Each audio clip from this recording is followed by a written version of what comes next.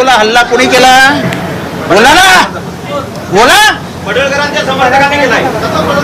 कशाला प्रश्न विचारता आम्हाला? तुमच्यात बोलण्याची हिंमत नाही तर प्रश्न कशाला विचारता आम्हाला? सांगा कोणी केला, जोरात बोला. बस झालं, अख्ख्या महाराष्ट्राला समजलं कोणी हल्ला केला. आम्हाला याच्यापेक्षा जास्त काय पुरावा द्यायचे नाहीत. जर तुम्ही विधानसभेमध्ये गुंडांना प्रवेश देणार असाल आणि ते हल्ले करणार असतील तर आमचेच जीव सुरक्षित नाही आहेत. मी स्वतः ट्विट टाकलंय, मला आई बहिणीवरनं शिव्या दिल्या आहेत, तुला मारून टाकू, कुत्रा, डुक्कर, अजून काय काय लिहिलंय. काय चालू आहे काय विधानसभेत? मी भाषण करून बाहेर आलो आणि थोडासा मोकळी हवा खेळायला बाहेर गेलो होतो. हा मालाच मारण्यासाठी आले होते सगळे. म्हणजे विधानसभेमध्ये विधिमंडळाच्या पायऱ्यांवर भवनामध्ये आमदार सुरक्षित नसतील तर कशाला राहायचं आमदार?